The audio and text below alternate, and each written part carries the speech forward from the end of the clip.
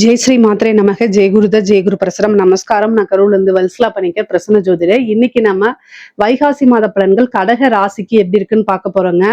இந்த வைகாசி மாதம் எப்போ பிறக்குது அப்படின்னா 15/5/2026 வெள்ளிக்கிழமை அஸ்வினி நட்சத்திரத்துல இந்த மாதம் பிறக்குது. இந்த மாதம் உங்களுடைய ராசிக்கு நல்ல அற்புதமான பலன்கள். ஏன்னா நிறைய மாற்றங்கள் இந்த மாசத்துல இருந்துதான் நிகழப்போகுது. அதுக்கு காரணம் என்ன அப்படின்னா, இந்த மாதம் வைகாசி மாதம் 15 தேதிக்கு மேல குரு பெயர்ச்சியாகி உங்களுடைய ராசிக்கு வரப்போறாரு. அதுவே மிகப்பெரிய மாற்றம். அது போக 11ஆம் இடத்துல ஒரு ஒளி கிரகம் இருக்கிறது நல்லது. அது கூட உங்களுக்கு 2 கூடைய சூரியன் பாத்தீங்கன்னா 11ல அதாவது பலம் பெறாரு. ஒளி கிரகம் அப்படிங்கிறது சூரியனும் சந்திரனும். அது 11ஆம் இடத்துல இருக்கிறதே ரொம்ப அதிர்ஷ்டம். பலவித தோஷங்களை போக்கக்கூடியது. கோழி தோஷத்தை போக்கணும் அப்படின்னாலே அது 11ஆம் இடத்துல இருக்கக்கூடிய சூரியனால மட்டும்தான் முடியும். அதுவும் வருமானத்தை கொடுக்கக்கூடிய அதிபதி உங்களுக்கு 2 கூடையவர் யாருன்னா சூரியன். அவர் தான் 11ல இருக்காரு. அது போக உங்களுக்கு நல்ல ராஜயோகத்தை கொடுக்கக்கூடிய செவ்வாய் திக்பலம் அடைகிறாரு. 10ஆம் இடத்துல திக்பலம் அடைகிறாரு. இது ஒரு நல்ல நன்மை. குருவும் சுக்கிரனும் இணைவு உங்களுடைய ராசியில, அப்போ நல்ல அற்புதமான பலன்கள் தான் சொல்ல முடியும். காசு பணத்துக்கு இந்த மாதம் உங்களுக்கு குறைவு இருக்காது. வருமானம் எந்த வகையில வருதோ அதே வகையில செலவுகளும் உண்டு. ஆனா அது எல்லாமே சுப செலவுகளாக தான் இருக்கும். ஒரு நல்ல இடத்துல போய் இன்வெஸ்ட் பண்றது, கோல்டு வாங்கி வைக்கிறது, ஏதாவது ஒரு வாகனம் வாங்குறது, இது மாதிரி பயனுள்ள செலவுகள் தான் உங்களுக்கு இந்த மாதம் இருக்கு. ஆனா நல்ல வருமானமும் இருக்கு. மொத்தத்துல இந்த மாதம் நல்ல மன மகிழ்ச்சியை தரக்கூடிய மாதமா தான் உங்களுக்கு இருக்குங்க.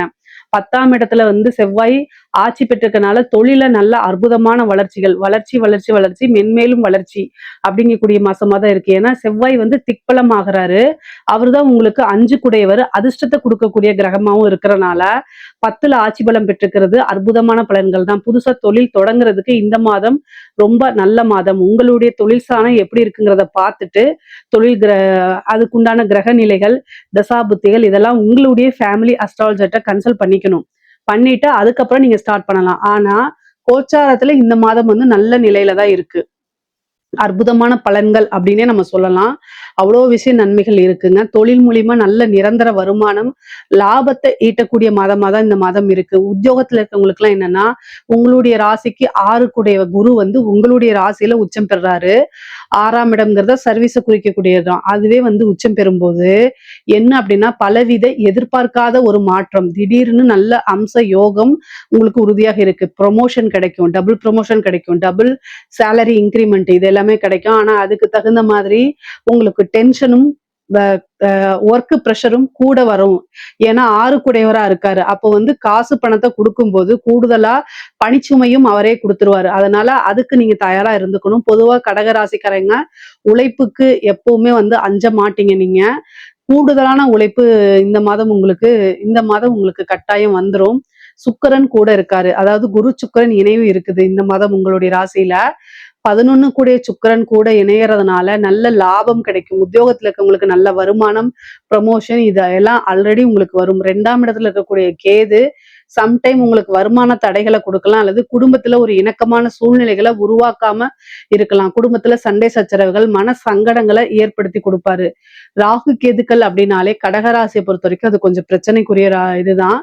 பொதுவா ராகு கேதுக்கு பரிகாரங்கள் பண்ணிக்கிறது நல்லது. கேதுக்கு விநாயகர் வழிபாடும், அஷ்டமத்துல இருக்கக்கூடிய ராகுக்கு துர்க்கை வழிபாடும் பண்றது ரொம்ப ரொம்ப உத்தமம், சிறப்பு. இல்ல அப்படின்னா தேவையில்லாத பிரச்சனைகள், கடகராசியில இருக்கவங்களுக்கு ராகு திசை நடக்குது, இல்ல கேது உடைய திசாவோ அல்லது புத்தியோ நடக்குது அப்படின்னா கட்டாயம் கணபதி வழிபாடோ அல்லது துர்க்கை வழிபாடோ பண்ணிக்கோங்க. ராகுக்கு துர்க்கை காளி, கணபதிக்கு கேதுக்கு கணபதி ஒன்லி விநாயகர் தான். இதுக்கு அடுத்து சித்திரகுப்தர் வழிபாடு பண்ணலாம். இதெல்லாம் பாத்தீங்கன்னா விநாயகர் வழிபாடுங்கிறது ரொம்ப ரொம்ப சிம்பிள் தான். இதை பண்ணாலே உங்களுக்கு குடும்பத்துல எந்த வித பிரச்சனையுமே இருக்காதுங்க. குடும்பத்துல இணக்கமான சூழ்நிலைகளை உருவாக்கிடும்.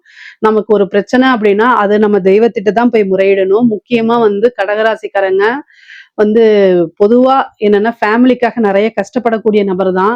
ஆனா சம்டைம் அது ஃபேமிலி மெம்பர்ஸ் புரிஞ்சுக்க முடியாம போகும். அதனால நீங்க பேசக்கூடிய விஷயங்கள்ல ரொம்ப தெளிவும் பொறுமையும் இருக்கணும். நிதானத்தை கடைபிடிக்கணும், யோசிச்சு பேசணும். கடகராசிக்காரங்க அது மாதிரி பேசல அப்படின்னா கட்டாயம் பிரச்சனைகளை கையாளுற மாதிரி வந்துடும். ஏன் அப்படின்னா கேதுவோடைய வேலையே என்னன்னா பொருளாதாரமும் சரி, உறவு நிலையும் சரி பிரிச்சு எடுத்து உங்களைய சன்னியாசி ஆக்குறது தான் முதல் வேலையா செய்வாரு. கேது வந்து ஒரு யார வாழ வைப்பாரு அப்படின்னா, சன்னியாசிகள தான் வாழ வைப்பாரு.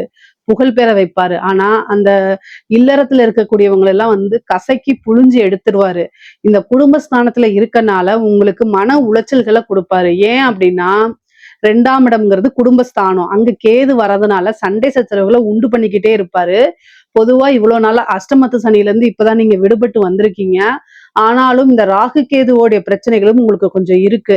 அதனால நீங்க பேசக்கூடிய விஷயங்கள் என்னன்னா, யோசிச்சு பேசணும்.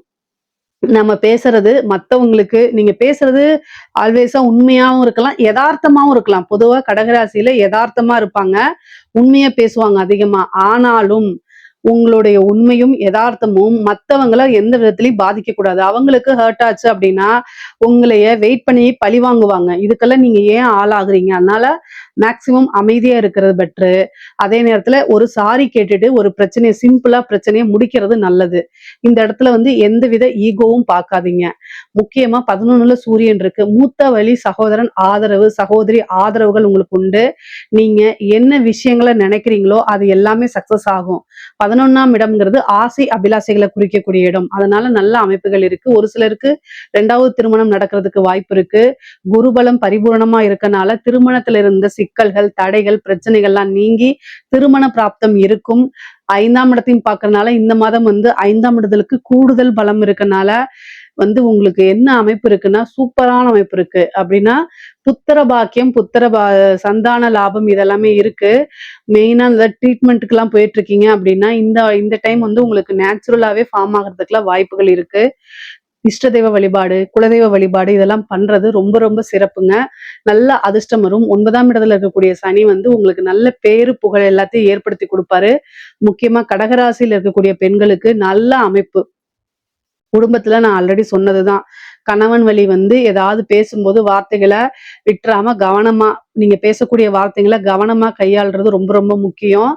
கணவன் வழி ஆதாயம் இருக்கு. அதே மாரி தந்தை வழி சொத்துக்கள் வர்றதுக்கு உண்டானது. ஆடை ஆபரண சேர்க்கை, ஒரு நல்ல அதிர்ஷ்டம், நல்ல ஒரு மனம் மகிழ்ச்சியான மாதமா தான் இந்த மாதம் உங்களுக்கு இருக்க போது. பெண்களுக்கு நல்ல அற்புதமான நிகழ்வுகள்லாம் உங்களுக்கு நடக்க போகுது. கலைத்துறை சார்ந்தவங்களுக்கெல்லாம் ஒரு சூப்பரான மாசங்க. ஏன்னா 9ஆம் இடத்துல சனி வந்து பலம் பெற்றிருக்காரு. 9ஆம் இடத்துல இருந்துட்டு குருவோடைய பார்வையும் வேற இருக்கனால, புகழ், பேரு எல்லாமே உங்களுக்கு கிடைக்கும். நெகட்டிவா இருந்தாலும் சரி, பாசிட்டிவா இருந்தாலும் சரி, நல்ல உச்சத்துக்கு போகக்கூடிய அமைப்புகள்லாம் உங்களுக்கு இருக்குது. பேரு, புகழ் ஈஸியா கிடைக்கும். புது புது வாய்ப்புகள் வரும். காசு பணத்த சம்பாரிக்க முடியுங்க. பொதுவாவே நல்ல ஐஸ்வர்ய பிராப்தம் இருக்கு. கடக ராசிக்கு எந்த துறை சார்ந்த விஷயமா இருந்தாலும், ஐஸ்வர்ய பிராப்தமும், தெய்வத்துடைய அனுகூலமும் முழுமையாக நிறைந்திருக்கக்கூடிய மாசமா தான் இது இருக்குது. அரசாங்க துறையில இருக்கிறவங்களுக்கு நீங்க நல்ல அமைப்புகள் இருக்கு. உங்களுக்கு வந்து என்னன்னா 4க்குடைய சுக்கிரன் வந்து உங்களுடைய ராசியில பலம் பெற்றிருக்கனால, பதவிகள்லாம் தேடி வரும். உயர் அதிகாரிகளுடைய அமைப்புகள்லாம் உங்களுக்கு கிடைக்கும். பாராட்டுகள் கிடைக்கும். ஒரு ப்ரமோஷன் கிடைக்கும். சொசைட்டில பெரிய மனிதர்களுடைய தொடர்புகள் ஏற்படுத்தி, அது மூலியமா காசு, பணம் சம்பாரிக்கிறது, நீங்க வளர்ச்சி அடையறது, இது எல்லாமே உங்களுக்கு அற்புதமாக நிகழுங்க. அரசியல்வாதிகளுக்கு கடகராசியில இருக்கக்கூடிய அரசியல்வாதிகளுக்கு நல்ல அமைப்புகள் இருக்கு. நெறைய வெற்றி வாய்ப்புகள் உங்களுக்கு இருக்கு. நீங்க நெனச்சதுதான் அப்படியே நடக்க போகுது. கடகராசிக்கும் தமிழ்நாடு அரசியலுக்கும் ஒரு மிக நெருங்கின தொடர்புகள் கூட இருக்குது. ஏன்னா கடகராசியில ஒரு கிரகம் இருந்தாலே அவங்க அவங்க வந்து தமிழ்நாட்டு அரசியல்ல ஒரு பெரிய பங்கு வகிப்பாங்க அப்படின்னுலாம் காலங்கள் பேசியிருக்கு. அதனால இந்த வருடம் வந்து இந்த மாதம் வந்து பாத்தீங்கன்னா கடக ராசிக்கு ஒரு மிகப்பெரிய மாற்றங்கள் இருக்கு. ஏன்னா குருபலம் வருது. சூரியன் ராஜ கிரகம் வந்து பாத்தீங்கன்னா ராஜ கிரகங்கள் என்னென்னன்னா சூரியன், செவ்வாய், குரு இந்த 3 கிரகமுமே அற்புதமான மத்த ராசிகளுக்கெல்லாம் இல்லாம கடக ராசிக்கு அற்புதமான பலன்களா இருக்குது. அப்ப என்ன அப்படின்னா சூரியன் வந்து பாத்தீங்கன்னா உங்களுக்கு 11ஆம் இருக்கு. நான் எடுத்தோனே என்ன சொன்னேன்னா, கோடி தோஷ நிவர்த்தின்னு சொன்னேன். எந்த பிரச்சனைகளா இருந்தாலும் சரிங்க, அந்த பிரச்சனை வந்து நிவர்த்தி ஆயிரும் அப்படின்னு. அப்போ கடகராசியில இருக்கவங்களுக்கு அரசியல் விஷயங்கள்ல வெற்றி வாய்ப்புகள் இருக்கு. நல்ல அமைப்புகள் இருக்கு. பொதுவாவே கடகராசிக்கு வந்து வேலை வாய்ப்புகள்லாம் இந்த மாதம் கிடைக்கும். புது புது வாய்ப்புகள் இருக்கு. வெற்றிகள் அதிகமாக இருக்கும். தொட்ட விஷயங்கள் எல்லாமே சக்சஸ் ஆகக்கூடிய அமைப்புகள் இருக்கு. பொதுவான பலன்கள் என்ன அப்படின்னா, காசு, பணம், பொருளாதாரம் இது 2மே நல்ல உயர்வான நிலையில தான் இருக்கு. இதுல ஏதாவது சந்தேகங்கள் இருக்கு அப்படின்னா கமெண்ட்ஸ்ல கேளுங்க. கட்டாயம் நான் ஆன்சர் பண்றேன். நம்மளுடைய சேனல லைக் பண்ணுங்க, ஷேர் பண்ணுங்க, சப்ஸ்கிரைப் பண்ணுங்க. நன்றி, வணக்கம்.